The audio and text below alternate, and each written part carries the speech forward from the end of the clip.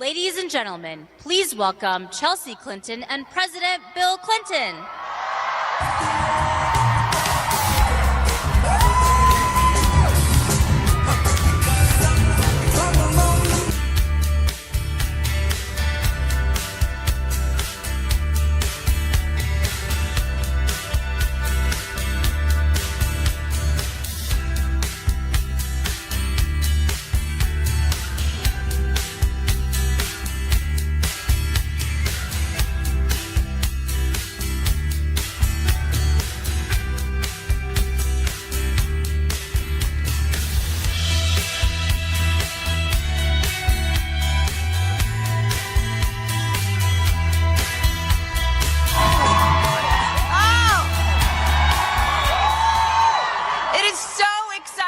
To see and hear and feel so much enthusiasm this evening.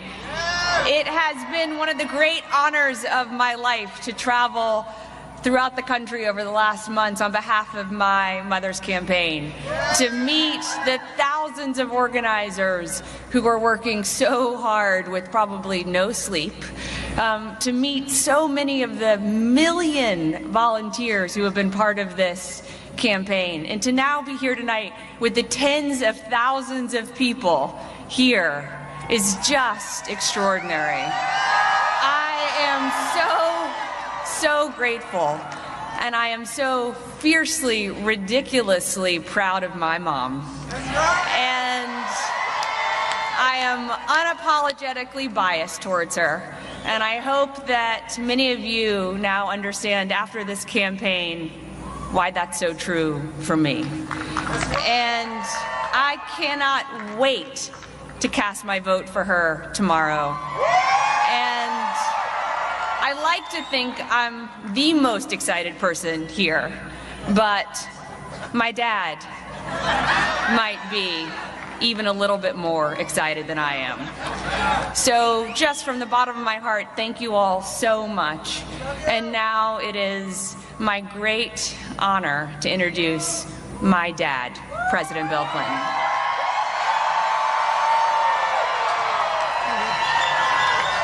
Thank you. First of all, you just saw one of the reasons you should support Hillary for president. I am so proud of our daughter. I'm grateful for her. I'm grateful for all of you who've worked for her from the beginning to today. I'm grateful to Bruce Springsteen and John Bon Jovi. I'm grateful to all of you. But I want you to take just 1 minute to think of where we are and what it means. This country began here. Right here. With people who pledged their lives, their fortunes, their sacred honor to form a more perfect. In other words, we're stronger together.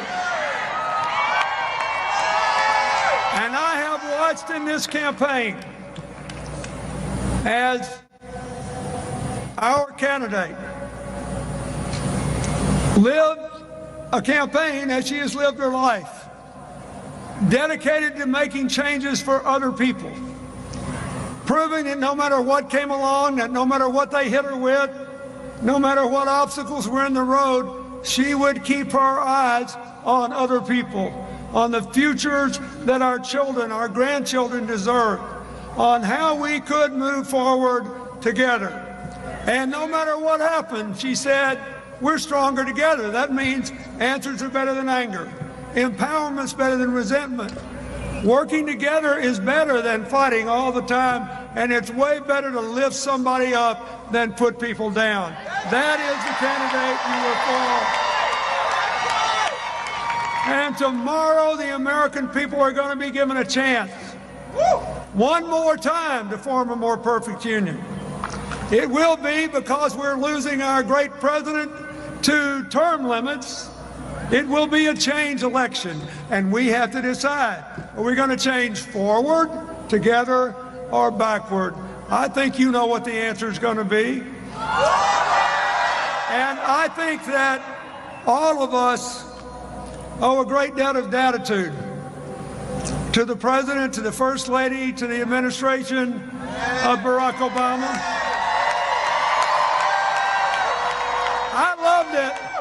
I loved it when he said at the Democratic Convention in Philadelphia, person for president, more than he was, than you were. President, the person I think has proved to be the finest surrogate supporter any candidate for president ever had. Michelle Obama, our First Lady.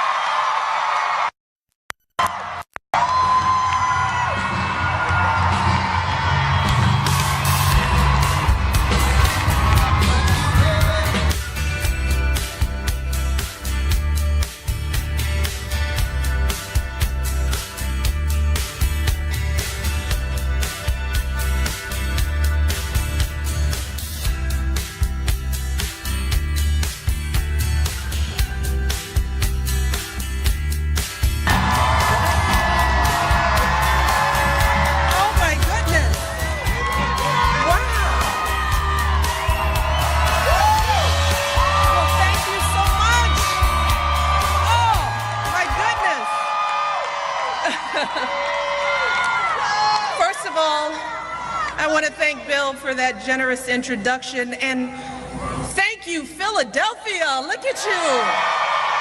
Wow. What an amazing crowd. What an amazing night. We love you.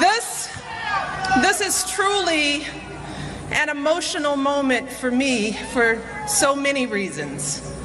First, we are one day away from once again making history. Tomorrow, we have the chance to elect someone who is singularly qualified to be our president, our friend Hillary Clinton. She is a phenomenal woman who has devoted her life to helping others. Kids in crumbling schools, families struggling to get by, women who need a voice. And let me tell you, when the going gets tough, Hillary is the person we want on our side because she never gives up. She never quits. She refuses to ever be knocked down, pushed around, or counted out. And on top of all that, she is an outstanding mother, a loving and loyal wife, a bold and brilliant woman who is an inspiration to me and to millions across this country. And in just a few hours, we have the power to make her our next president. Now, how amazing is that? So I am honored to be here on the stage on the eve of this historic moment. I'm also emotional because in many ways, speaking here tonight is perhaps the last and most important thing that I can do for my country as First Lady. And let me just take a moment to thank you, to thank the people of this country for giving our family the extraordinary honor of serving as your first family. Thank you for your love. Thank you for your prayers. Thank you for welcoming us into your communities with open hearts, for giving us a chance, whether you agreed with our politics or not.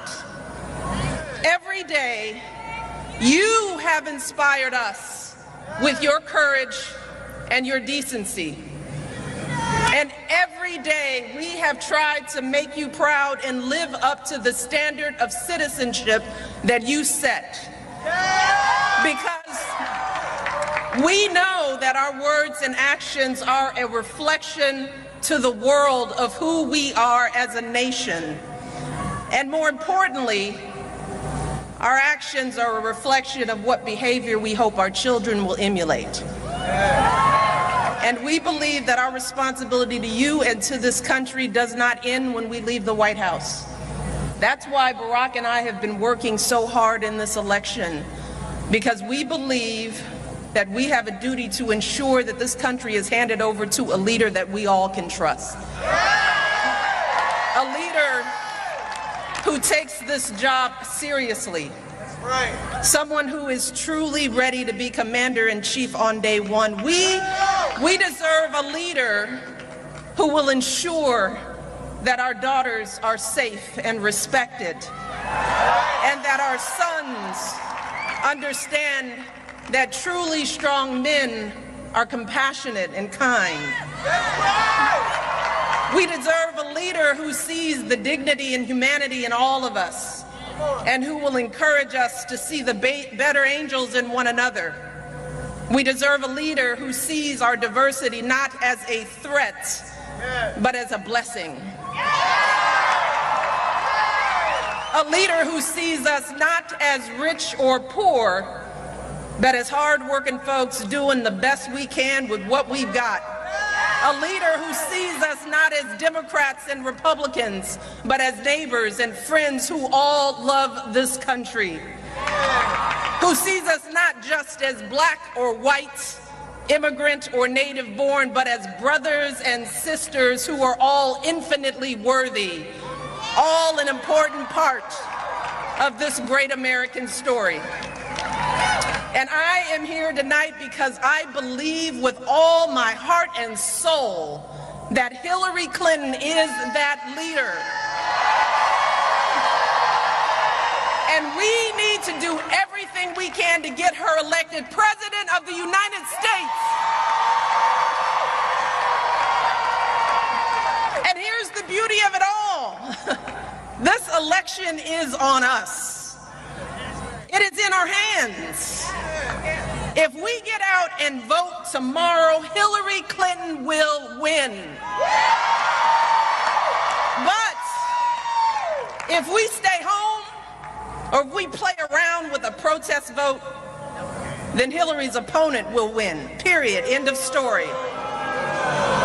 Look, it is important to understand that presidential elections are breathtakingly close. They are decided by just 5, 10, 15 votes per precinct. So by just taking a few minutes out of your day tomorrow to cast your vote and bringing your friends and family with you, each of you has the power to swing an entire precinct for Hillary. And if we swing enough precincts, we will win this state, we will win this election, and we will continue the progress that we have all made together these past 8 years. We will do this. That is the power that you have. Tomorrow with your vote, you can stand up to those who seek to divide us and make us afraid. You can declare with one voice that we are always stronger together. Tomorrow with your vote, you can say that this country has always been great, that it is the greatest nation on earth, a country where a girl like me from the south side of Chicago, whose great-great-grandfather was a slave, can go to some of the finest universities on earth. A country where the biracial son of a single mother from Hawaii and the son of a single mother from Hope, Arkansas can both make it to the White House. A country where a passionate, outspoken young woman, determined to do all the good she can go on to break the highest, hardest glass ceiling and become our president. That is the power you have and the history you can make tomorrow. But only if we get out and vote for Hillary Clinton. So can we count on you? Can Hillary count on you? We've got to get this done. You've got to get out and vote. We can make this happen. So I now have the honor of introducing my husband to the stage.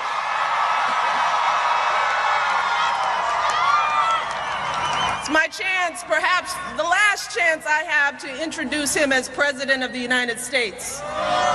So, I just want to take a moment to publicly say how proud I am of all that he has done for this country. I'm proud not just of what he has done, but how he has done it. Getting the job done in the face of unimaginable challenges, always going high when they go low. Showing us all what intelligence, dignity, and grace really look like. That's right. That's right. And never ever compromising his values or beliefs. That's right. Ladies and gentlemen, I introduce to you the love of my life, the President of the United States, Barack Obama.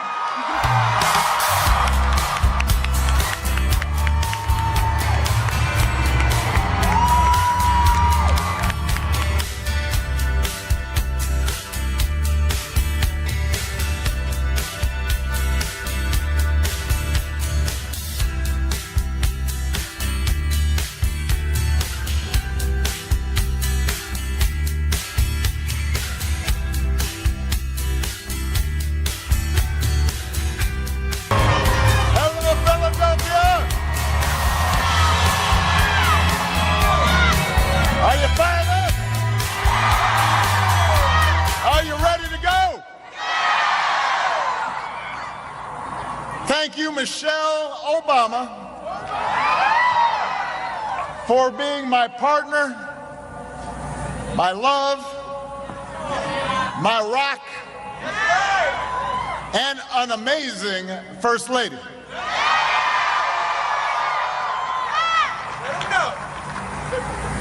8 years ago,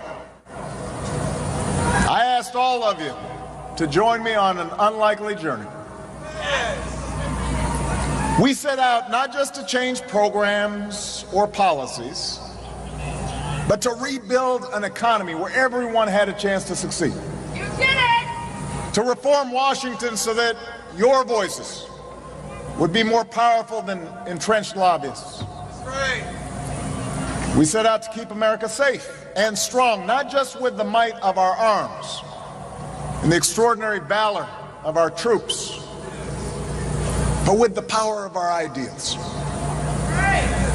To shape a changing America so that everybody belongs and everybody has a part, everybody has a responsibility. Yes. That's right.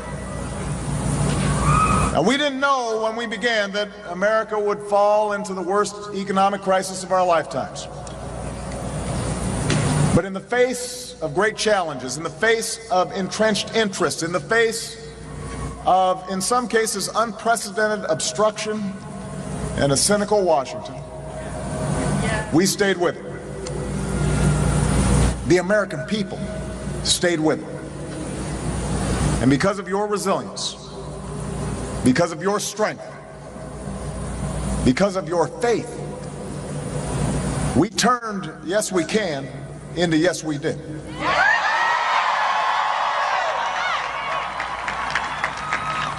Look at the road we've traveled. We've seen America turn recession into recovery. Our businesses create 15.5 million new jobs, putting more people back to work than all the other advanced economies combined. A resurgent auto industry has led the fastest manufacturing growth since another Clinton was president. Incomes are rising. Poverty is falling. 20 million more Americans have health insurance. We've doubled production of renewable energy, become the world leader in fighting climate change. Marriage equality is finally a reality from coast to coast. We brought home more of our men and women in uniform. Took out Osama bin Laden. And almost every country on earth sees America as stronger and more respected today than they did 8 years ago. In fact, because Bill Clinton is here, I did some math, a little arithmetic. Under the last two Republican presidents, job growth was basically flat. Deficits went up. Over our two Democratic presidencies, jobs went up by more than 30 million. Deficits went down. Millions more Americans gained health insurance. So yes, with Democrats in charge, America is stronger. Those are just the facts. And with just one more day to go, we now have the chance to elect a 45th president who will build on our progress, who will finish the job, who already has the respect of leaders around the world and the people they serve, who is smart and who is steady and who is tested. Yes, she is. Someone who comes to this office as well prepared as anyone who has ever run. More than me, more than Bill, the next president of the United States, Hillary Clinton.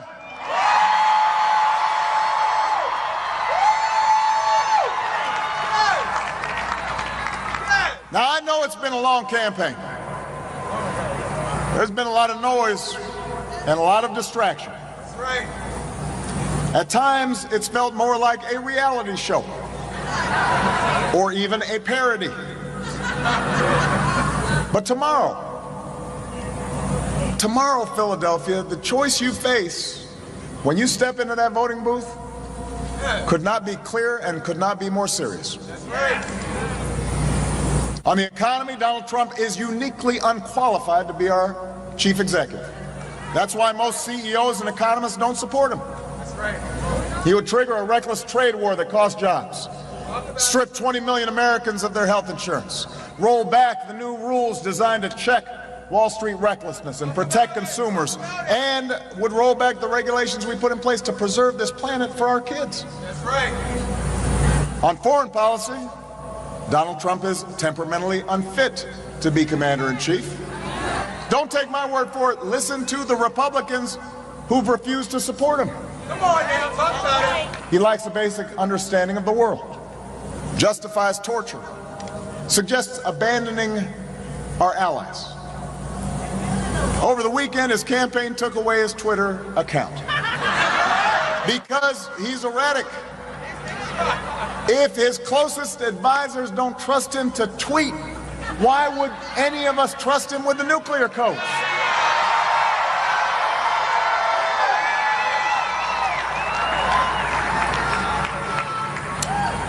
More than his policies or his plans, though. Throughout his campaign, Donald Trump has shown utter contempt for the values that make this nation great. That's right. Anyone who sees women as objects, minorities and immigrants as inferior, other faiths as presumptively un-American, cannot lead this diverse, dynamic, big-hearted country that we love. That's right. That's right. And so all of this should give you reason enough to vote tomorrow. But you don't just have to vote against someone. That's right. You have somebody extraordinary to vote for. Philadelphia, you've got someone outstanding to vote for in Hillary Clinton. I'll be honest. I have had to bite my tongue after a lot of the nonsense I've heard people say about Hillary in this election. I can only imagine what Bill and Chelsea have been going through. The vicious, crazy attacks. That's right. The double standards applied to her. Talk about it. Talk about it. They're like nothing we've ever seen before. That's right. That's right. And what makes it worse is that most of the people saying this stuff, they don't really believe it. They know better. That's true. Don't forget, when Hillary was a senator, when she was my Secretary of State, she was really popular. People saw how effective she was, how she crossed party lines to get things done. Before she announced her candidacy for president, Republican leaders described her, and I'm quoting now, as very impressive. Someone who does a magnificent job. One of the most effective secretaries of state. Well, they were right then. I agreed with Republicans then.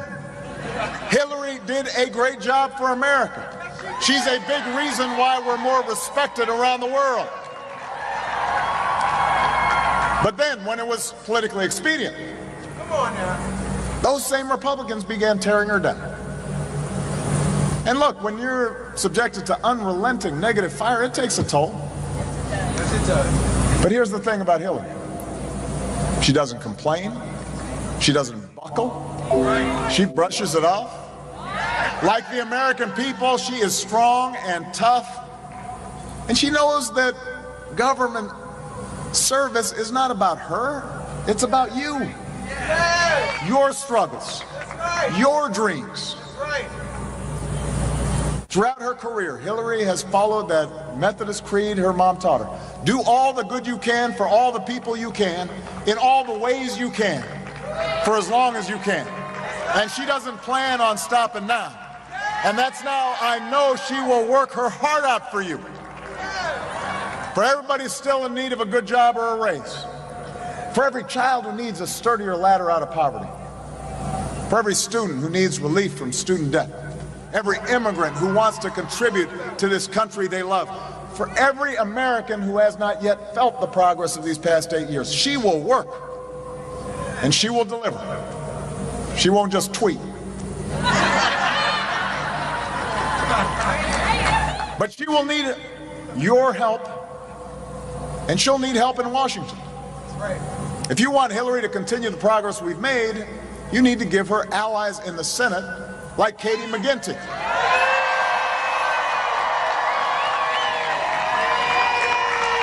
You cannot, there she is right there, you cannot just stick Hillary with Republicans in Congress who are already promising even more unprecedented dysfunction in Washington. That would be hard to do, but they're promising it. More shutdowns, more obstruction, years of hearings and investigations. You know, gridlock is not mysterious. It's not something that happens because both sides are being equally unreasonable. It has been a stated Republican strategy since I took office. And the only way to break it is to make those who engage in it pay a price by electing more Democrats tomorrow.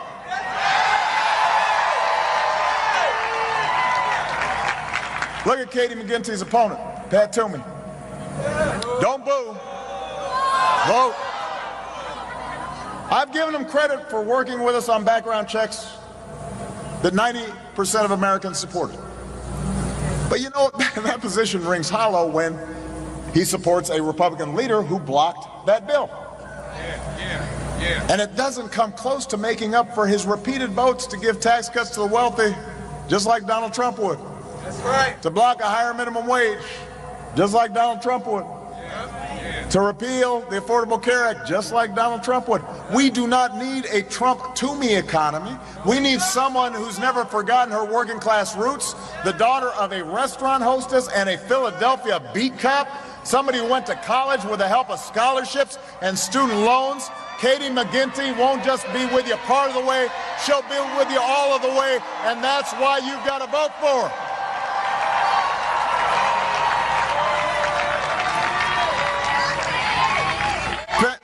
Katie.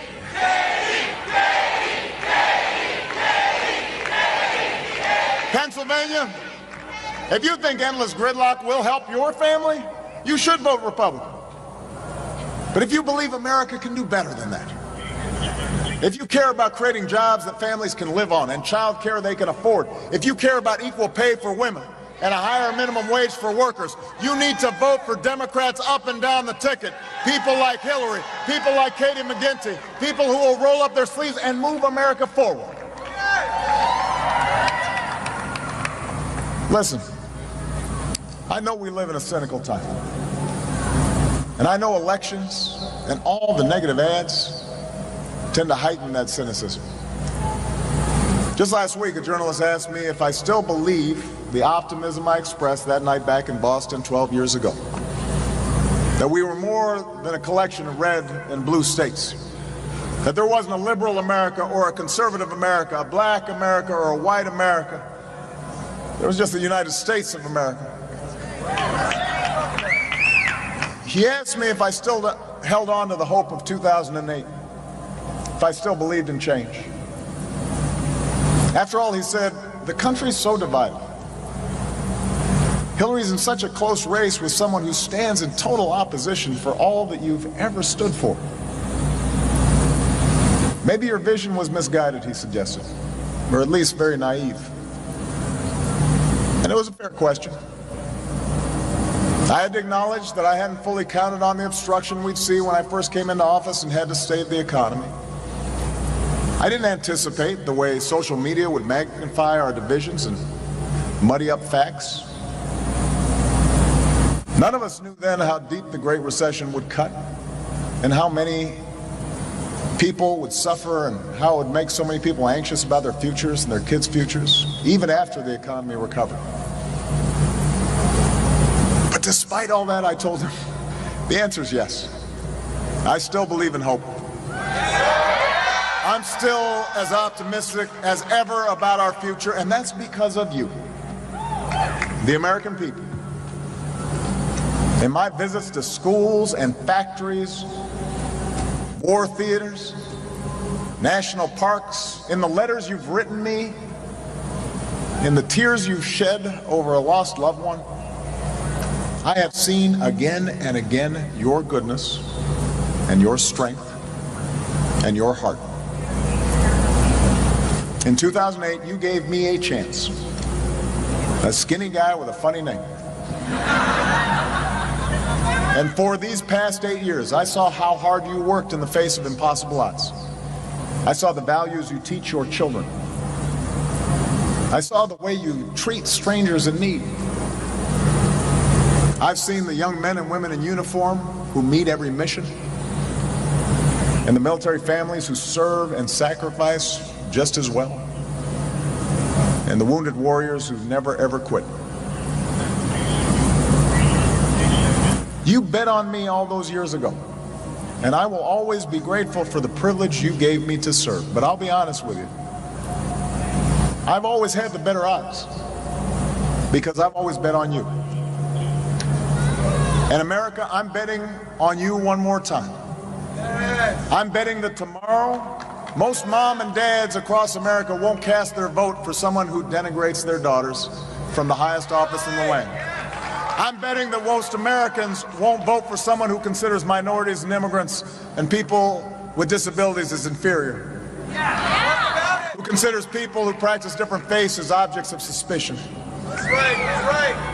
I'm betting that tomorrow, true conservatives won't cast their vote for someone with no regard for the Constitution. That's right. I'm betting that young people turn out to vote because your future is at stake.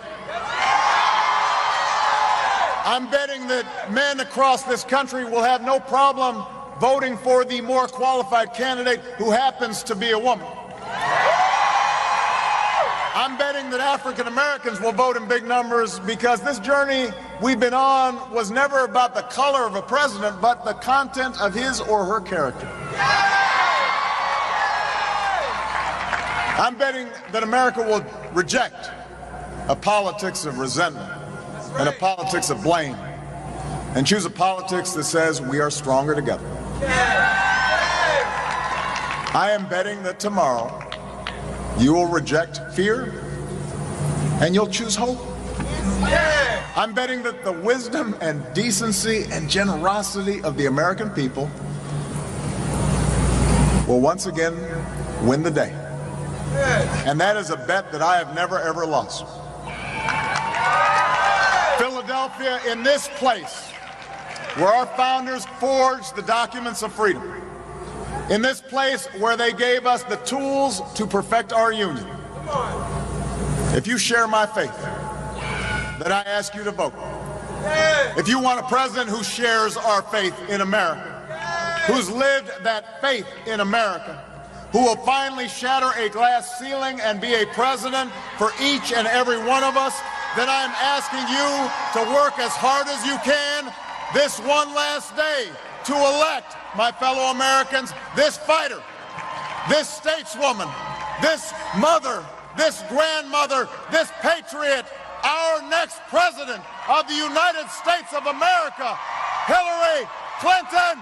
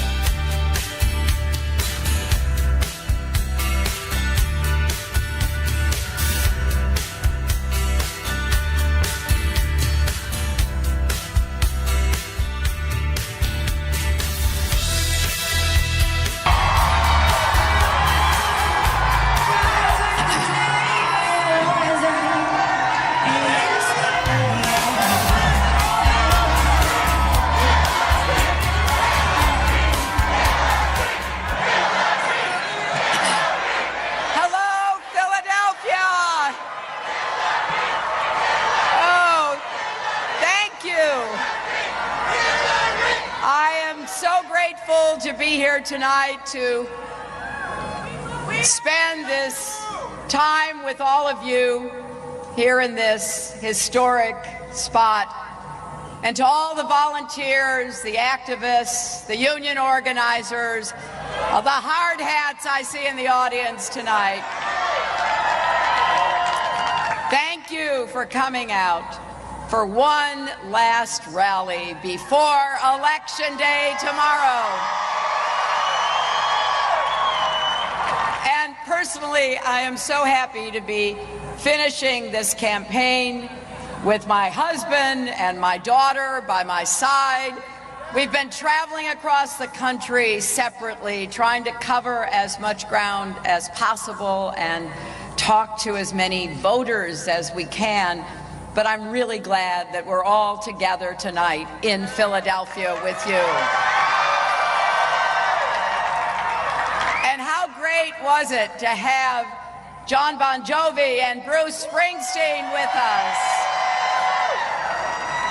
But in addition to all of that, what is so special for me is that we have our amazing President and First Lady with us, because for now nearly 8 years, they have served our nation with grace, strength, brilliance, and a whole lot of cool. And they have showed us again and again, as Michelle said right here in Philadelphia back at our convention, when others go low, we go high. I'm pretty sure, as they said tonight, that the best way to thank them is to do something really important tomorrow, to vote. Every single one of you and every person you know. Because as the President just pointed out, there is a clear choice in this election. A choice between division or unity. Between an economy that works for everyone or only those at the top. Between strong, steady leadership or a loose cannon who could put everything at risk. So make no mistakes, our core values are being tested in this election. We know enough about my opponent. We know who he is. The real question for us is what kind of country we want to be and what kind of future we want to build for our children. I'm proud that I had the chance to serve in President Obama's cabinet. And I am proud that I could watch the extraordinary service of our First Lady. And one thing I know is that, like them, I love America, and I know you do too. We love this country. We love what it stands for, not that we are blind to its flaws, its problems, its challenges, but I believe with all my heart that America's best days are still ahead of us if we reach for them together. We choose to believe in a hopeful, inclusive, big-hearted America, an America where everyone has a place, everyone's included, everyone has a chance to live up to their own God-given potential.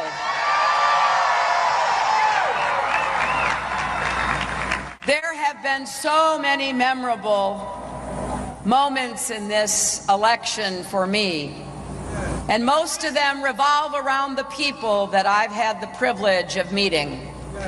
And last night in Manchester, New Hampshire, I had the honor to be introduced by Khizr Khan, whose son Captain Khan was killed serving our country in Iraq.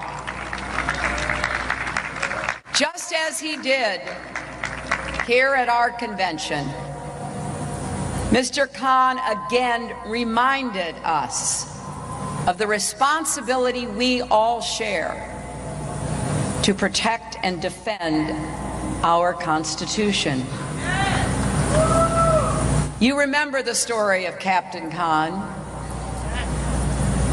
the son of immigrants himself, brought here as a young child, who grew up to join the United States Army.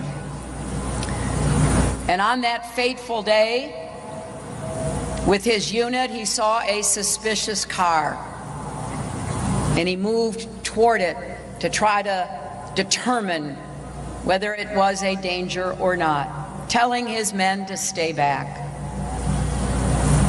The car was rigged, the bomb went off,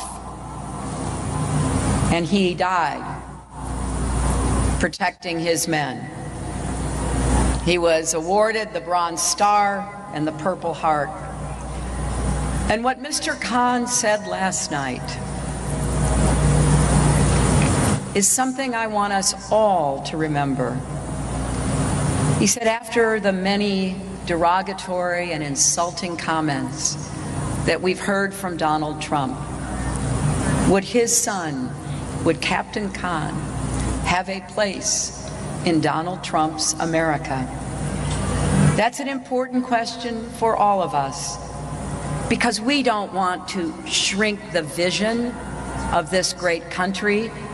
We want to keep expanding it so that everyone has a place to pursue your dreams, your aspirations, the future that you want to create for yourselves and everyone else. Think about that when you go to the polls tomorrow. Think about how throughout our history, generations of Americans just like us have come together to meet the tests of their time. And yes, as President Obama said, it started right here in Philadelphia, when representatives from 13 unruly colonies came together to launch the greatest experiment the world has ever seen. Our parents and grandparents defended that democracy. They built the great American middle class. They marched for civil rights and voting rights, for workers' rights and women's rights, for LGBT rights and rights for people with disabilities. And tomorrow, we face the test of our time. What will we vote for, not just against? What will we decide is on the ballot? Because although my name and my opponent's name may be on the ballot, every issue you care about is on that ballot. If you believe that America thrives when the middle class thrives, then you have to vote. If you believe all of our kids should have good schools and good teachers no matter what zip code they live in, then you have to vote. If you believe college should be more affordable, you have to vote. If you believe we must reform our criminal justice system so everyone has respect for the law and everyone is respected by the law, you have to vote. If you believe we need to protect our kids and pass common sense gun safety reforms, you have to vote. If you believe we must raise the minimum wage and finally guarantee equal pay for women, then you need to vote.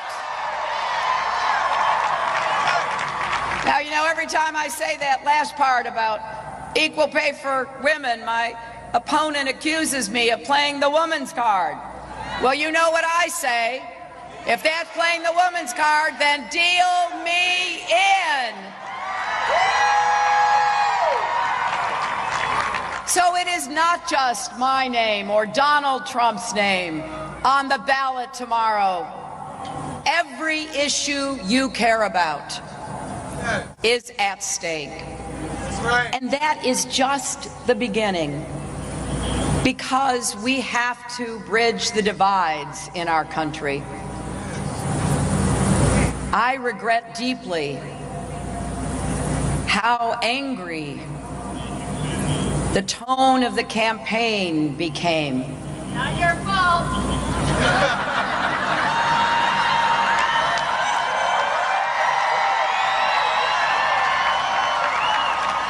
And by the way, did any of you see those debates? Well, I stood next to Donald Trump for 4.5 hours, proving conclusively I have the stamina to be president and commander-in-chief.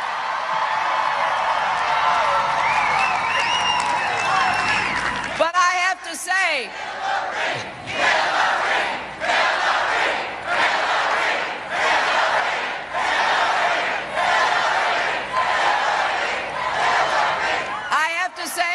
there were so many really troubling things that my opponent has said.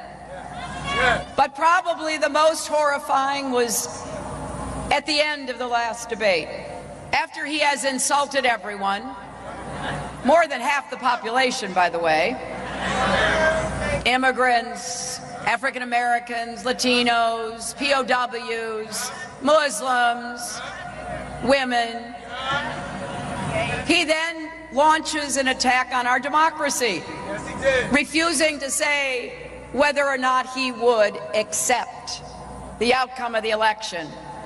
Well, let's show tomorrow there will be no question about the outcome of this election.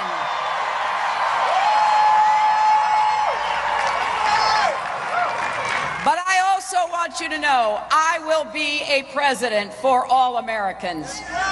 Democrats, Republicans, Independents, not just the people who support me in this election, everyone, because I believe we all have a role to play in building a better, fairer, stronger America, building on the progress that we have enjoyed under President Barack Obama over the last 8 years. I am not going to let anybody rip away the progress we've made and turn the clock back, sending us back in time where people are free to question the foundation of our country. What our founders here did, you know, they did not agree on everything, in case you haven't remembered. There were lots of contentious arguments, but they saw a higher purpose, and they came together. That's what I want us to do. And we can take the first step tomorrow. Please make a plan to vote. Pennsylvania, it all happens tomorrow.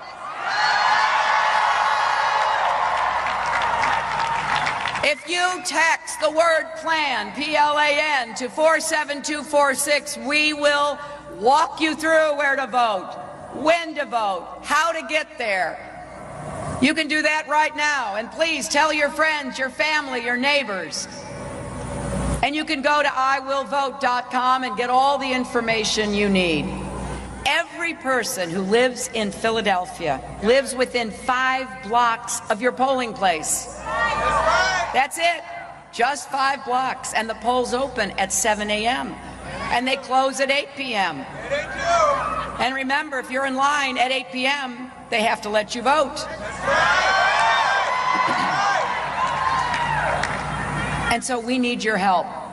In these last hours, we need your help knocking on doors and making phone calls, helping to turn people out, maybe helping people who need assistance to to the polls. You can still volunteer by going to HillaryClinton.com.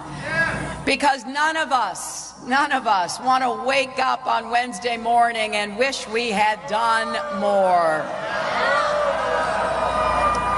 Years from today, when your kids and grandkids ask what you did in 2016, when everything was on the line, I want you to be able to say that you did vote. You voted for an inclusive, big-hearted, open-minded country future that will make sure that we all keep moving together, because I do believe we are stronger together. And you voted for an America where we build bridges, not walls. And maybe most importantly, you voted in great numbers to demonstrate conclusively, once and for all, that yes, love trumps hate. Let's get out and vote. Philadelphia, tomorrow, let's make history together. Thank you, and God bless you.